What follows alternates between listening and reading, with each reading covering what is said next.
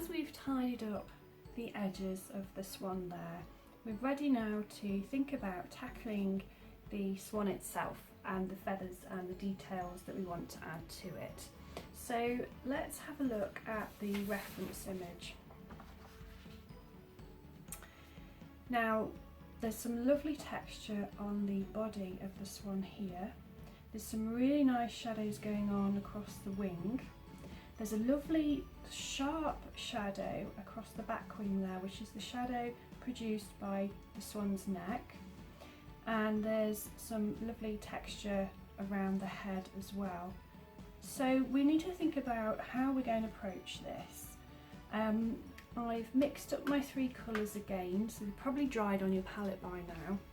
Just activate them again with a little bit of water. And if we look at the tester sheet here, I put it at the bottom here. So I think what I want to do is incorporate some of each of these colours within the shadows on the swan, so that we have a nice balanced painting overall. And the first area I'd like to tackle is the body of the bird. And I think really our focus there, if I look at my painting so far, the water there is very blue. And I think if we used blue within the shadows, it's kind of reflecting what's on the external area surrounding it. So I think that would be a good idea. I'm going to focus on blues on the body. Then when it comes to under the wing, I'm going to look at more sort of purpley pink tones, and the same around the head because we've got the pinks and the purple at the top there. And possibly back to blue again for the sharper shadow on the back wing. The other thing I want to mention is that, let's move that up to the side. I want to simplify this shadow here, and I'm going to do that by taking my pencil and I'm going to ignore this section of the shadow here. So I'm going to use this line there and I'm going to carry that on up, and I'm going to sweep it around like that. So effectively I've cut a section of that shadow off. So bringing back the painting then. So you want to think about the colours you have used in your background wash, and whatever is surrounding this area of the swan, the colours that you have in the background there, you want to use them within the shadows on the feathers here. Okay, so it might not be blue in that area of your painting, it might be pink, so you want to therefore use pink on the body. Hope that makes sense to you. Hopefully once I start painting it will become clear. So starting off in this section, and I am going to use my number 6 sable brush to apply the paint, but I want quite soft edges. Remember that we're creating feathers, and feathers are soft and smooth. So I'm going to first of all wet the surface with my brush. I'm just going to come part way down the neck, down the body, to just past where the wing starts. So again, if you can't see where you've applied that water, if you just look from the side you'll be able to see it. And I'm using the blue paint, which is the French Ultramarine, and I'm going to start by just using the tip of my brush in little patches just to create those shadow shapes. And because we've got the water on the paper surface, it softens those marks nicely for us. So just by using the tip of your brush, keep looking at the reference image a little bit so that your marks resemble what you see there. And I'm just using a sort of a dabbing technique and bringing those across that body. Got a nice strong shape around here somewhere, and that follows down here, and then drag those down. So my paper is already drying. Like I said before, it's very warm in this room. It is the middle of winter, it's January. No, it's not, it's February, we've just had Pancake Day. So we have the heating on quite high. So therefore the paper will dry quite quickly. So just bear that in mind. Some of the shapes will be softer than others as it's drying. But once you get to a point where you think you've created enough shadow, like I have here, I'm just looking at bringing some shadows up the neck. So I'm just re-wetting that area a little bit because that's dry. I want to just bring a few of those blue marks up that neck. So I've still got a little bit of blue on my brush. These marks are going to be smaller because they're smaller feathers, and it's quite pale. The shadows are much paler up there, so just faintly touching my paint, the tips of my bristles to the surface, and that's creating those marks for me. And just continue going in that same way until you are happy with what you have. I've got some very hard lines in there, so I'm just going to use my damp brush just to soften those up.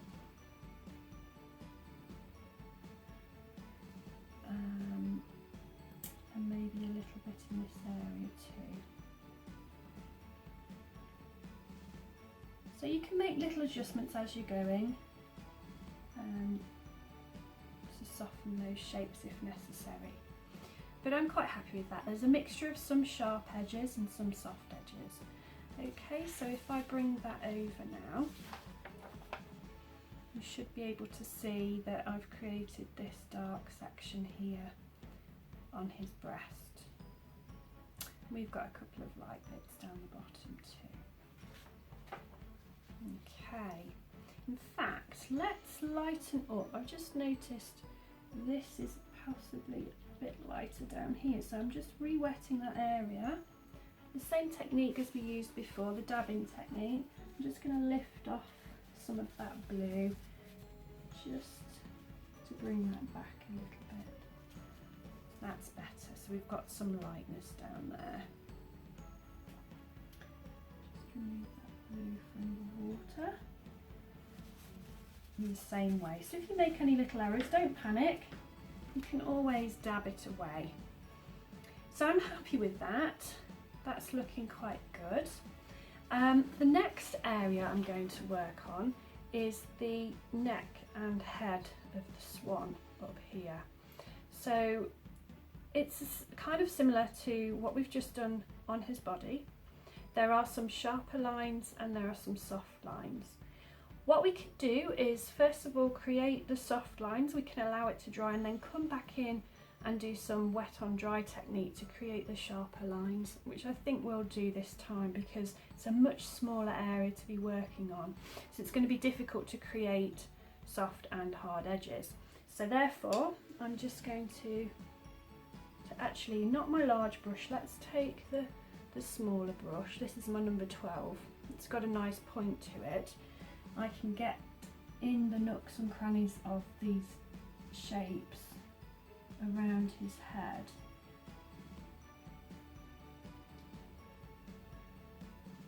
Much better than that large brush I had.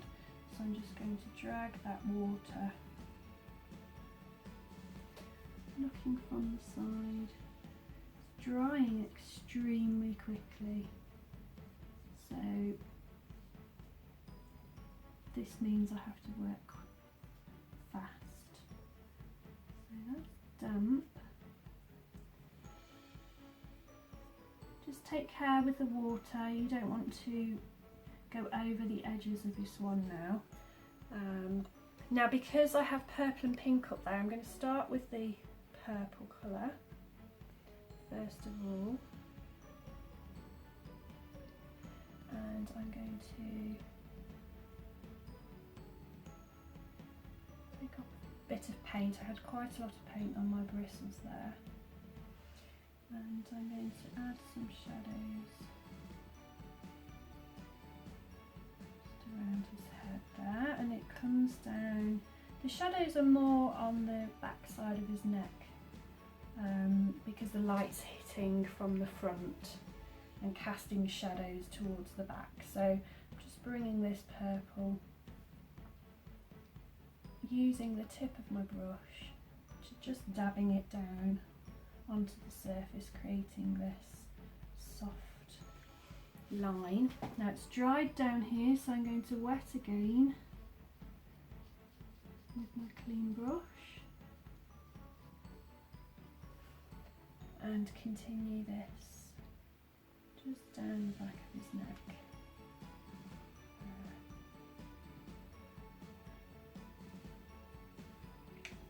Soften a little bit. There we go. So we've got some nice soft marks across his head there.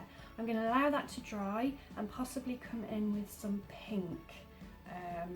Once that's fully dried, we can make some stronger shapes that way. And the next area I want to tackle is this shadow across his back wing, and that's the shadow that's cast by his neck there. So it's got a nice curve to it, and I'm going to go back to the blue, so I'm going to wash off my brush. Do you want to go blue? I'm just thinking possibly pink. I know I'm going to have pink across this wing, so in actual fact it probably makes sense to have pink on the back wing too. So let's start with the pink, and if necessary I can always come back and add some purple or blue into it if it needs to be darker. Now this shape is a sort of a hard shadow, so it doesn't have soft edges, it has quite hard edges, it's very defined. So I'm going to paint on dry paper here, starting at the bottom of the wing where it meets his neck down there, and it comes part way up here, and then we have this beautiful curve that sweeps around and curves. I'm going to drag the paint and follow this curve now. I'm bringing it up and around. So my edges are nice and sharp and clear and crisp, so it defines that shape of the neck there across its wing. I'm quite happy with that. There we go, so we'll allow that to dry. And this neck is looking great, that's drying lovely, that's working really nicely. Let's start to think about the wing now at the front. Now this is going to capture a lot of the viewer's attention. We are going to define these edges of these feathers. Whoops, a daisy. I got a little bit heavy-handed with my paintbrush there. So we are going to define these lines, but that will be sort of one of the final things we do of the painting.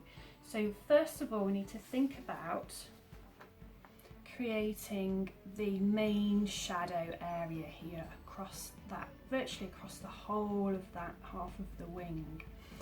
We do need to bear in mind that this section here is quite triangular, that shape, that needs to stay pale, and the rest of it can be much darker. So we're going in with the pink. We could also add some purple. Like I say, at a later date we can go in with purples if it needs to be darkened up. So starting with the pink, I've decided I want to use my paintbrush first of all to sort of wet that area, because it needs to be a soft shadow really. I know there are some sharp lines in there, but initially we want to have it soft, and then we can work on hard edges later on. So I'm just bringing this across my shape, and I'm not going quite to the edge of the wing because there's that lovely light edge, and I am leaving a section light at the bottom, so make sure that's dry in that area. Okay, I think we're okay there. So with the pink paint, I'm going to start off here, get that nice line going across the top, which comes around about there, then drag some of this paint down and create that sort of triangular shape here, and dragging this down around that area there. And it does actually come all the way to the edge of the underside of the wing there too, so drag it all the way down to the edge.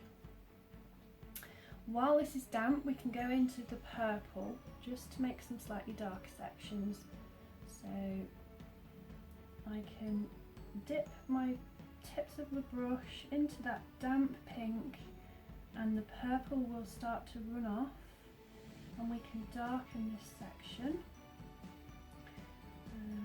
It's slightly darker all along that top edge there, and we can kind of drag some of it down as well, just to give the impression that there's texture under the wing here.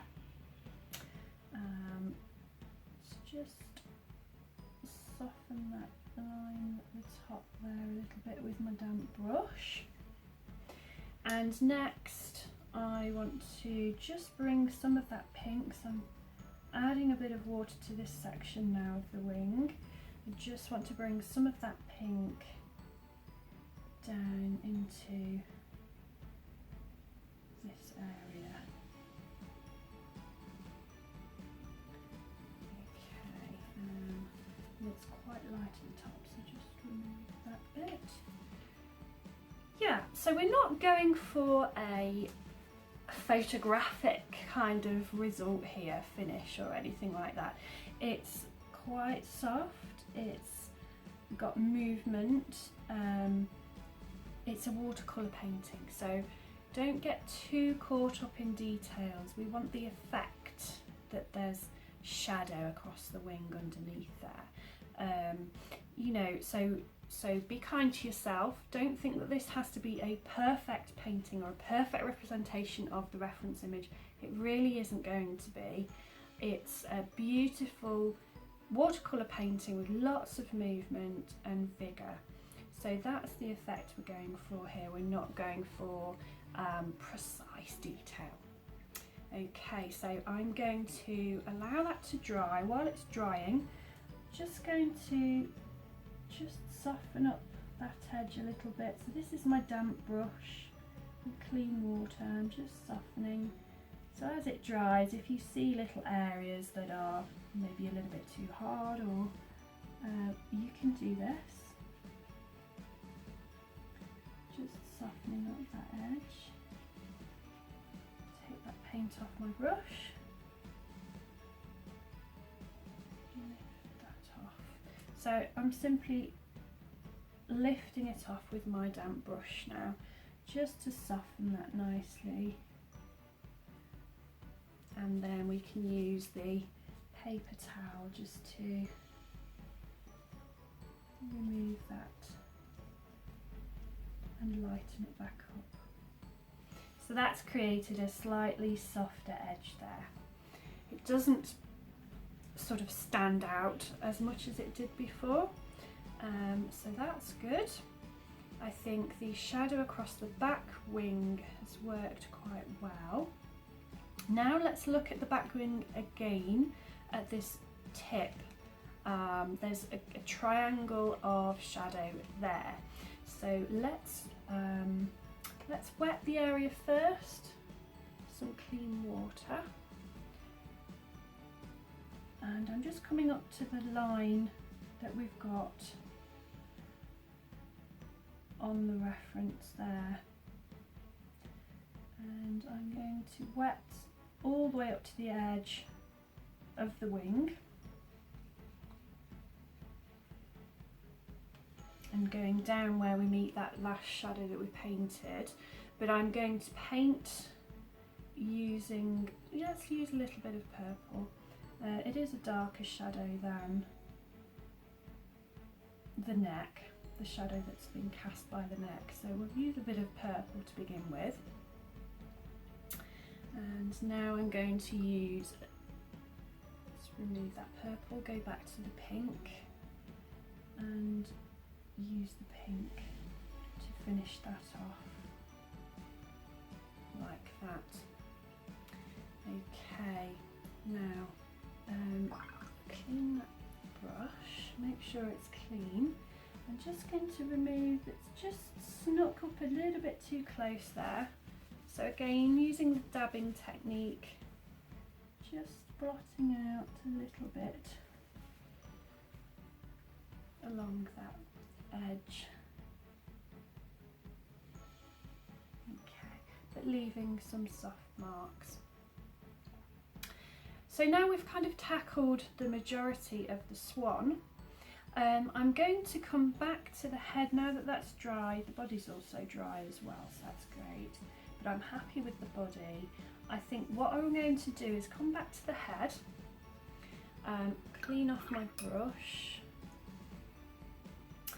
and now that's dry, I'm going to work with the pink paint. Just make sure that the ferrule's dry as well, because we're going to be looking at detail now. And if you take a close look at the reference image, there's some nice little marks. If I show you on this tester strip, there's sort of little marks with spaces in between, and it gives the effect of feathers. Okay, so there are some tiny, this is obviously on a larger scale here just to show you, there are some very tiny marks if you look closely, and I'm just going to use the pink to define that. So he has a sharper shadow here on his cheek, and it comes around and down his neck. And then we've got these sort of little marks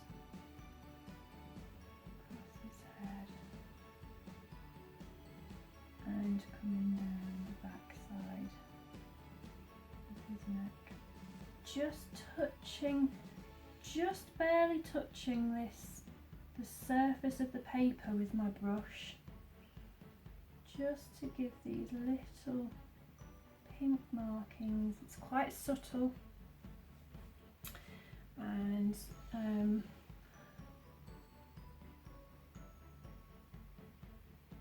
define his head a little bit more against the pink background, because it's disappeared a little bit there. So I want him to stand out against that pink. So we could go back to the purple and just darken that to bring him forwards there. And then he has this lovely triangular bit of shadow just underneath his chin there.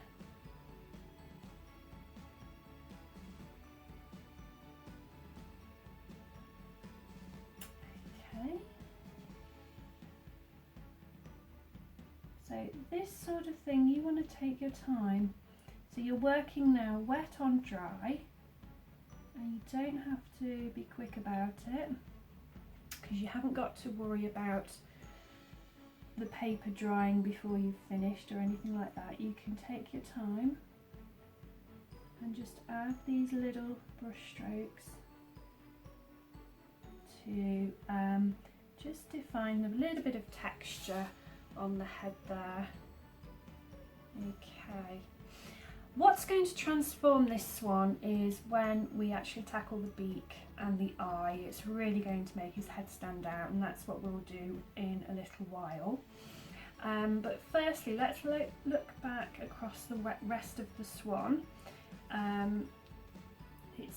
Now the paper is cold to touch, which means it's slightly damp.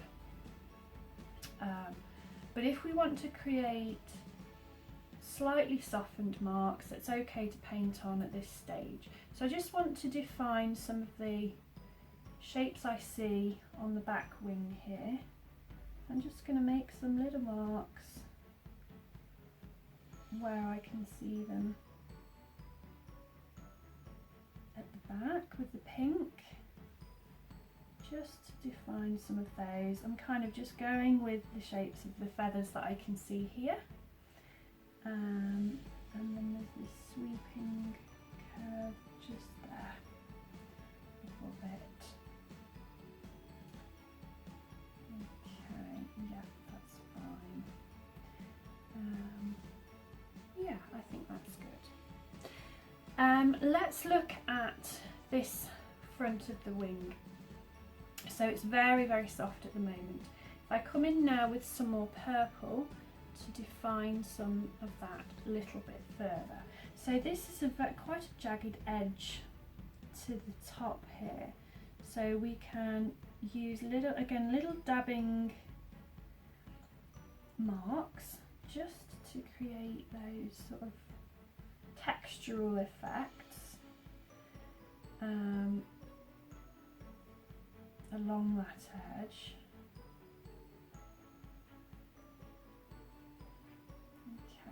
And then we can darken underneath again by using, you can see how I'm using the brush here, bringing some of those shapes, longer shapes now, underneath.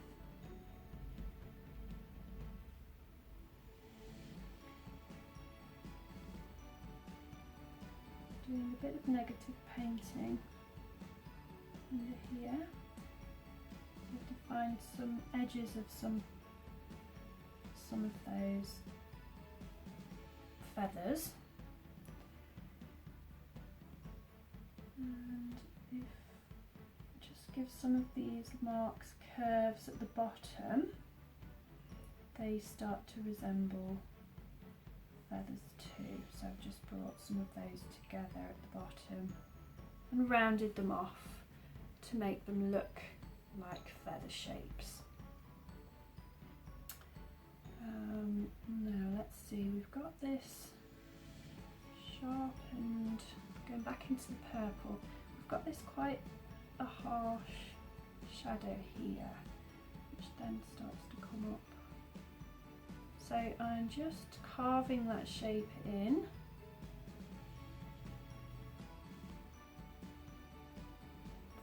Just to give it a little bit more definition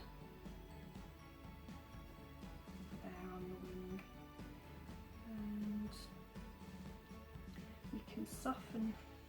If I make some marks here with the purple, we can then soften that just with the clean brush, just to soften those so they're not quite as strong as some of the other marks, and it just knocks them back a little bit, and it's quite subtle there. Okay, just going to pull in some bigger marks here, bring some of those feather shapes down. Again, you can soften up some of these just by using the tip of the brush. And we're starting to create something that looks much more realistic now. I'm really happy with the subtleness and the softness of the body. That's worked really well.